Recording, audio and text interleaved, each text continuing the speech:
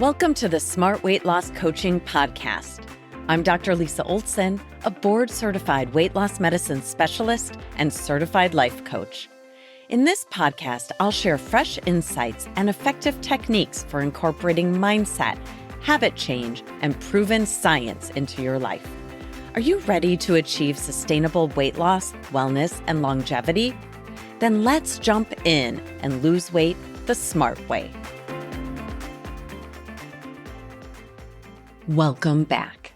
Weight maintenance is harder than weight loss, in my opinion. They're both tough, of course. If weight loss and maintenance were easy, everyone would be skinny. But there is something about reaching your weight loss goal that messes with our brains a bit. People often think, whew, I made it, now I'm all set, as if there's a finish line when it comes to weight. There really isn't. Excess weight is a chronic condition, and just like other chronic conditions, it requires chronic treatment. In my experience, losing the weight is just part one of the process. Maintenance is the harder stage for many people. Why is it so challenging to keep weight off? We know a lot about it thanks to research done on contestants from the TV show The Biggest Loser. These folks developed metabolic adaptation, which is a fancy way of saying that their metabolism slowed way down after they lost a tremendous amount of weight. They had to eat much less and exercise much more just to prevent weight regain. And in fact, 13 out of 14 people studied regained their weight despite being highly motivated and highly knowledgeable about what it takes to lose weight. When we lose weight, hormones like ghrelin and PYY make us hungrier. Hormones like leptin don't signal that we've had enough to eat. There's a cascade of changes that occur after weight loss that are all designed to drive us back to our baseline weight. What makes weight regain hard to prevent is the way it starts. Weight gain often starts with little micro quits. That's what I call them. We might think it's no big deal if I have a little treat here or there, or it's fine if I skip a workout or two. I'm doing okay. I have a little wiggle room. And in a way, that's true. We don't usually see the impact of a micro quit right away.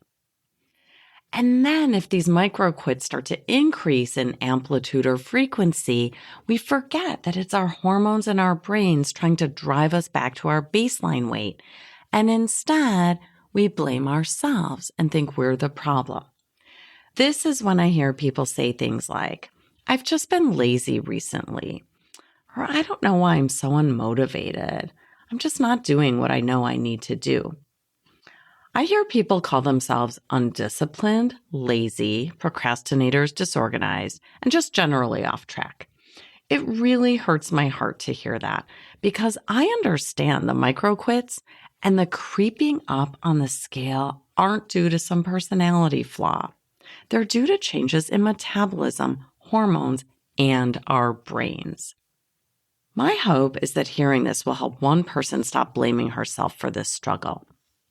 I know I used to blame myself all the time when I'd lose and then regain weight in a classic yo-yo diet fashion.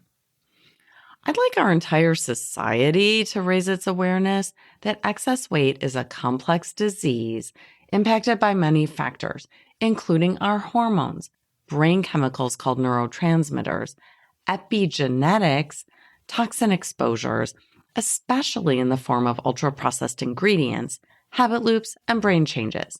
There are also medications that cause weight gain and a lot of other factors, including lack of quality sleep. When I think about what causes weight regain, I never think about laziness.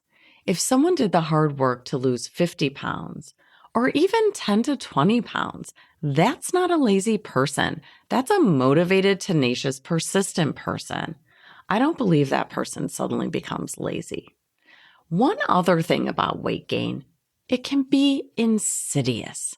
It doesn't happen with the first little micro quit. It starts slowly, a pound here, a couple of pounds there. Maybe not too much regain in the first 6 to 12 months. Some people don't seem to have a hard time maintaining a bit longer before the weight gain begins in earnest. I'm going to help you with this.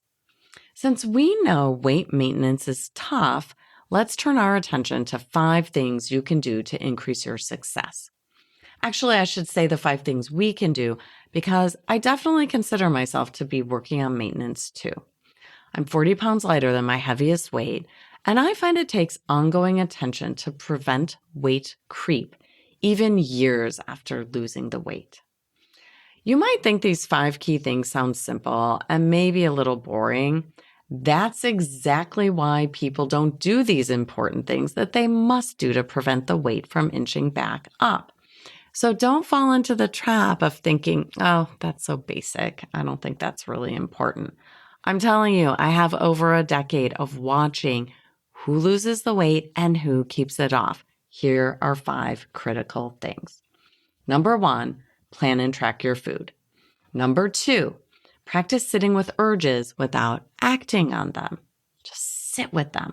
Number 3, congratulate yourself for your effort or success. Number 4, move for 60 to 85 minutes daily in some form of moderate intensity exercise. And number 5, connect for life. I'll explain these all in more detail. We might add another, which is take your medication. If you're taking weight loss medications, they only work when you use them. When you stop them, they don't work anymore. Consider some other familiar medications. If you stop taking a birth control pill, you can get pregnant, right? If you stop taking your blood pressure medicine, you can have a stroke because your blood pressure will go back up.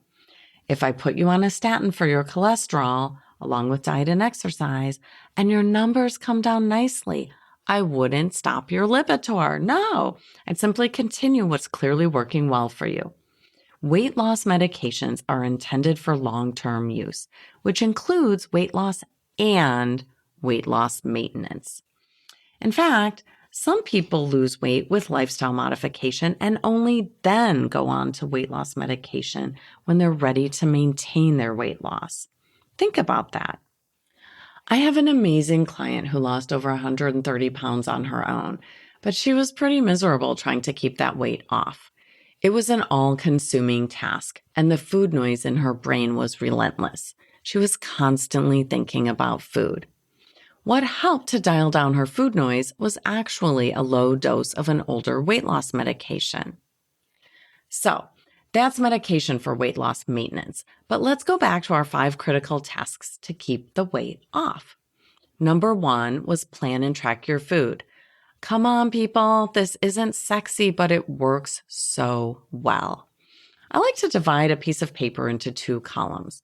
On the left, you can make your plan, and on the right, track it. And if you find you're off plan, take a hot second and see what you can learn from it. This is Weight Management 101. Just do it.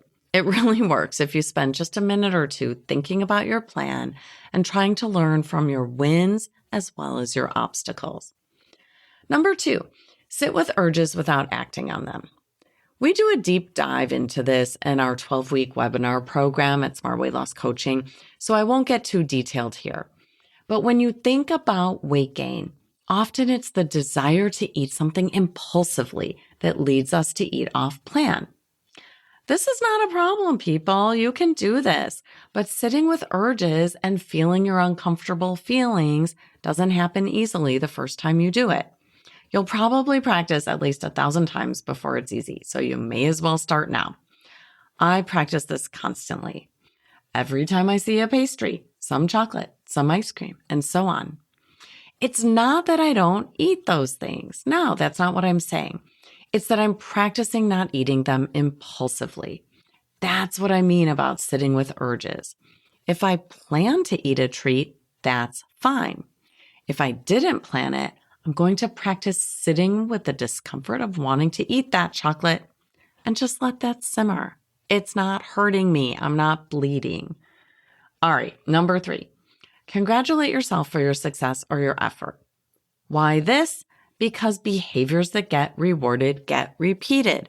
You've heard me say this before. Please don't let your inner mean girl take charge. Just be a little kind to yourself. This is hard work. and we want to reward our effort. Number 4, move for 60 to 85 minutes daily. This is a big one and the one most people underestimate. When you've lost a lot of weight, you should be thinking about exercising for an hour and a half every day. That's moderate intensity exercise, meaning something like a brisk walk. If you're not walking briskly for an hour and a half a day, odds are you're going to regain some weight.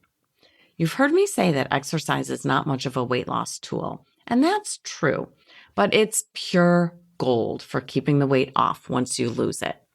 It's also not a bad idea to sprinkle in some weight training or resistance training during your hour or an hour and a half each day.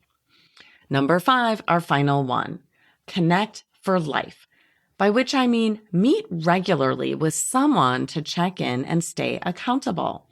We know that people who continue meeting with their accountability person, whether that's a physician like me or any weight loss program, those who keep showing up keep their weight off.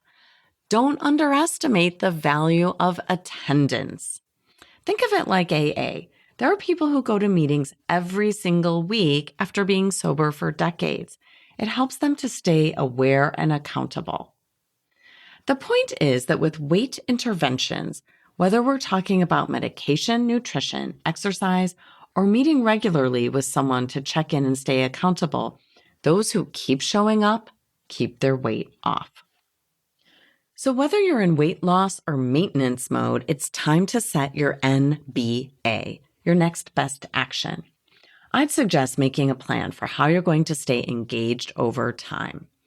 This journey can be a solitary struggle, or it can be a collaborative partnership with others looking to increase their health span and maintain their healthy weight. Thanks so much for listening. If you'd like more support during your smart weight loss journey, check out our group coaching program at smartweightlosscoaching.com. Until next time, stay well and stay smart.